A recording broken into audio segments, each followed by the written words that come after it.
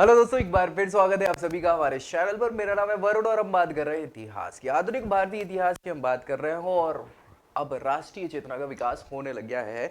तो सबसे पहले जो पुनर्जागरण के जनक कहे जाते हैं, जिनका नाम है राजा राम मोहन राय, और उनके द्वारा जो समाज स्टैब्लिश किया गया, ब्रह्म समाज जिसको कहा जाता है, इन्होंने क्या किया, बहुत सारी कुरीतियों को दूर करने का भी प्रयास किया, पाश्चात्य शिक्षा पे जोर दिया। तो देखने वाले हम यहाँ जो डिस्कस करने वाले, पूरी की पूरी प्रतियोगी परीक्षाओं में सारी चीजें यहाँ पे इनसे संबंधित पूछ ली जाती है। तो राजा राम मोहन राय और ब्रह्म समाज की हम बात करने वाले हैं।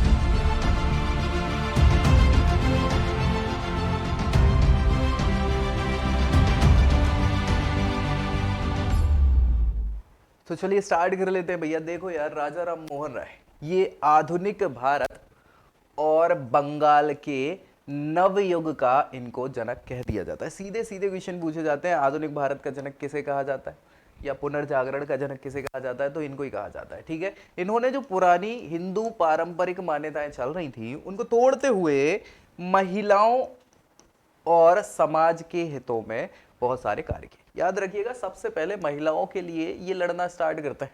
ठीक है, महिलाओं के हितों के लिए। तो भारतीय इतिहास में उनकी जो पहचान है वो सती प्रथा के विरोध करने वालों के रूप में सबसे पहले व्यक्ति के रूप में दर्ज है, क्योंकि इन्होंने ही सती प्रथा बंद करा दी थी 1829 में, है ना। 1829 में विलियम बेंटिक के साथ, जो गवर्नर जनरल हुआ कर रहे थे भारत के, उनके साथ मिलकर इनने क्या किया था, सती प्रथा को बंद करा दिया। तो लोग बाग गुस्से में है, कोई बात नहीं, लेकिन इनके अलग कार्य और भी हैं इसके अलावा। ठीक है, इनने राजा राम मोहन राय, सम्मान की दृष्टि से ऐसे ही नहीं देखा जाता, राजा भैया, इनको अकबर द्वितीय ने उपाधि दी थी। क्या नाम है? अकबर द्वितीय। ये मुगल बादशाह हुआ कर रहे थे, इन्होंने उपाधि दी थी राजा की इनको, राम मोहन राय तो इनका नाम था। ठीक है, सो भाई ये बड़े ही अलग अलग कार्य इन्होंने ये सामाजिक रूप से, भारतीय प्रेस का जनक भी इनको ही कहा जाता है। ठीक है, तो राजा राम मोहन केवल महान शिक्षाविद नहीं थे, इन्होंने विचारक और प्रवर्तन दोनों प्रकार के कार्य किए हैं। कलकत्ता में एकेश्वरवादी समाज, क्या नाम है, एकेश्वरवादी समाज के संस्थापकों में से एक थे ये, और भारतीय संस्कृति और भाषा का सम्मान यहाँ पे दिया जाता था। तो राजा राम मोहन राय ने क्या किया, अंग्रेजी, विज्ञान, वेस्टर्न मेडिसिन और टेक्नोलॉजी, मतलब टेक्नोलॉजी है वो एक्चुअली, ठीक है, जैसे नवीन विषयों के अध्ययन के पक्षधर थे। इनका ये मानना था, देखो यार, ये पहले ही बहुत प्रभावी व्यक्ति रहे हैं, इनको उस समय की सबसे प्रमुख प्रमुख भाषाएं आती थी। भारत की तो आती थी, अरबी, फारसी, है ना, बंगाली, अंग्रेजी भी जानते थे, फ्रेंच भी जानते थे, जर्मन भी जानते थे। तो ये जब बाहर पढ़ने गए और पढ़ के बाहर आए, मतलब वापस आए, तो इन्होंने देखा कि यार कैसी जरूरत है, दुनिया भर में क्या क्या चीजें चल रही हैं और हम अभी भी पुरानी चीजों को लेके चल रहे हैं। तो हमें नई चीजों की ओर भी ध्यान देना चाहिए। ऐसा नहीं कि बंद करवा दे पुरानी चीजों को, लेकिन नई चीजें भी आनी चाहिए। टेक्नोलॉजी हो गया, विज्ञान के क्षेत्र में और बाकी की चीजों में, जो भारत पिछड़ा हुआ है, पिछड़ा था, देखो एक समय बहुत आगे था लेकिन इस समय पिछड़ा हुआ था। ठीक है, सो इन सारी चीजों के पक्षधर थे कि भैया ये भी चालू करी जाए। चलिए शुरू करते हैं इनके परिचय से। भैया नाम तो आपको पता ही है, राजा नहीं, राम मोहन राय, है ना, राजा तो उपाधि दी गई थी बाद में। ठीक है, जन्मदिन का जो है 22 मई 1772 को इनका जन्म होता है। कहाँ होता है, आपने नाम सुना होगा, बंगाल। तो बंगाल में हुगली जिला है, हुगली नदी के आसपास जो है हुगली जिला है, उसमें राधानगर गांव का नाम, वहां पर इनका जन्म होता है। पापा जी की बात करें, रमाकांत राय, रमाकांत राय पंडित जी थे भैया बच्चे का से। ठीक है, माँ भी जो है धार्मिक स्वभाव की महिला हुआ करती थी, तैरनी इनका नाम हुआ कर रहा था। पेशे की बात करें भाई साहब, तो ये ईस्ट इंडिया कंपनी में कार्य कर रहे थे। जमींदारी और सामाजिक क्रांति जो है इन्होंने स्टार्ट करवाई थी। प्रसिद्धियों में उनकी बात करें तो सती प्रथा, बाल विवाह, बहु विवाह, ये तीनों चीजों का इन्होंने विरोध किया है। और विधवा पुनर्विवाह जो है वो इनने खुद किया था, स्टार्ट ही करा था। पत्रिकाओं की अगर हम बात करें, मैगजीन्स की बात करें, तो भाई यहां पे ब्रह्मोनिकल पत्रिका, संवाद कौमुदी यानंद, मिरातुल अखबार, ठीक है, ये अरबी का समाचार पत्र हुआ करता था, फारसी का। ठीक है, उपलब्धियों की इनकी बात करें तो भैया 1829 में सती प्रथा बंद हुई है इनके प्रयासों से। ठीक है, इसके अलावा विवादों में ये हमेशा से फंसे रहे। क्यों? क्योंकि भैया भारतीय होने के बावजूद भी, हिंदू धर्म के पंडित जी होने के बावजूद भी, हिंदू धर्म में अंधविश्वास और कुरीतियों के ये विरोधी रहे, इसके कारण लोग बाग विरोध करते रहे। इनकी मृत्यु की बात करें तो 27 सितंबर 1833 को ब्रिस्टल के पास स्टॉपलेटोन जगह का नाम है, इंग्लैंड ब्रिटेन में होती है। मृत्यु का कारण जो था वो था मेनिंजाइटिस। क्या नाम है? मेनिंजाइटिस इनका मृत्यु का कारण रहता है, बीमारी।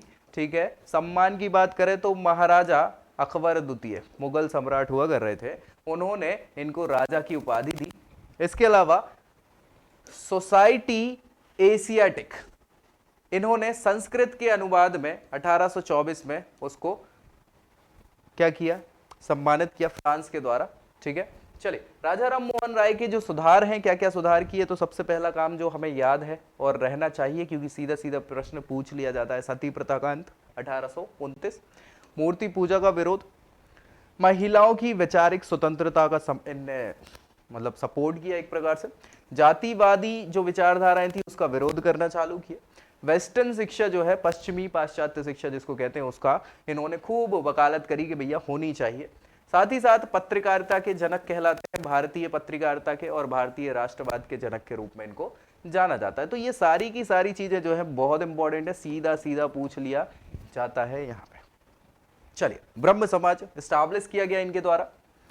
ठीक है। ब्रह्म समाज क्या है भैया? 1828 में सीधा सीधा क्वेश्चन पूछा जाता है कि ब्रह्म समाज के संस्थापक कौन है, कब इसको स्टैब्लिश किया गया? 1828 में, 20 अगस्त के दिन, 20 अगस्त 1828 को कलकत्ता में ब्रह्म समाज की स्थापना कर दी गई। इसके संस्थापक राजा राम मोहन राय हैं। उद्देश्य जो है वो तत्कालिक जो हिंदू समाज है उसमें जो बुराइयां थी, कौन कौन सी बुराइयां थी? सती प्रथा, बहुविवाह, वेश्यागमन, जातिवाद, अस्पृश्यता, ये सभी की सभी क्या थी? बुराइयां हो रही थी। इन बुराइयों को दूर करना ही इस ब्रह्म समाज का क्या था? उद्देश्य हो रहा था। ठीक है।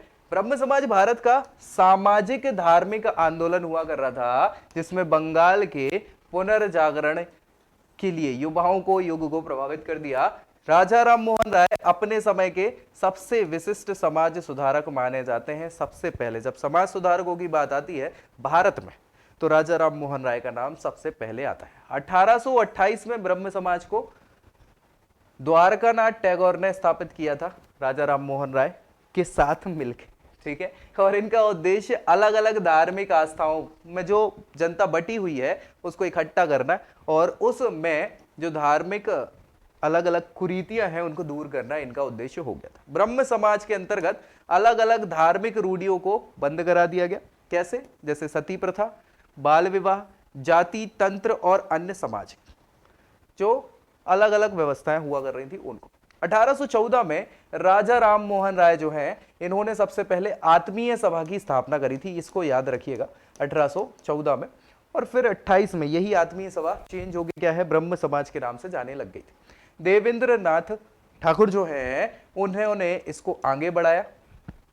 देवेंद्र नाथ ठाकुर के बाद केशव चंद्र सेन जो हैं वो इससे जुड़ जाते हैं। अब फिर आगे जाके मतभेद हो जाते हैं इन दोनों में, और मतभेद के कारण 1866 में केशव चंद्र सेन जो है क्या करेंगे? इससे अलग हो जाएंगे। अलग हो जाएंगे, इसका कारण क्या था? देखो यार, सिंपल सी बात है, केशव चंद्र सेन जो थे थोड़े और खुले विचारों वाले थे, तो उन्होंने कहा कि भैया ये जो अलग अलग जाति प्रथाएं हैं, इसमें विवाह वगैरह अंतर जाति विवाह और ये वो नहीं होता, तो ये भी होना चाहिए, कोई नहीं। तो अब भैया लोग वक्त चटकने लग गए। ये देख के देवेंद्र नाथ ठाकुर ने, इनको क्या है भैया, टैगोर भी इनको ही कहते हैं, देवेंद्र नाथ टैगोर। ठीक है। सो इन्होंने क्या है, इनको आचार्य के पद से हटा दिया। भैया विवाद हो गया, दोनों इधर उधर। तो भैया इनके जो समर्थक थे, बहुत सारे समर्थक इनके भी थे, इनने 1866 में भारतवर्षीय ब्रह्म समाज की स्थापना कर दी। ठीक है। ब्रह्म समाज में एक नया और संप्रदाय चालू कर दिया अलग से, जिसको भारतवर्षीय ब्रह्म समाज कहते हैं। किसने किया स्टार्ट? केशव चंद्र सेन ने। ठीक है। अब देवेंद्र नाथ ठाकुर जो है वो ब्रह्म समाज था, अब वो तो अलग हो गया, नया बन गया भारतवर्षीय ब्रह्म समाज। तो इन्होंने क्या कर दिया, उसको आदि ब्रह्म समाज का नाम दे दिया। ठीक है भाई, कोई दिक्कत? ठीक है। ब्रह्म समाज के सिद्धांतों की बात करें तो इसमें बोलते हैं ईश्वर एक है और संसार का निर्माण करता भाई। आत्मा कैसी है? अजर अमर है, खत्म नहीं होती। और मनुष्य को अहिंसा अपनाना चाहिए, हिंसा नहीं अपनाना चाहिए। साथ ही साथ सभी के सभी मानव जो हैं वो समान है। तो समानता पे, अहिंसा पे, ठीक है, और पुनर्जन्म इत्यादि पे भरोसा ये कर रहे हैं, सारी चीजें हैं, तो बहुत अच्छी बात है।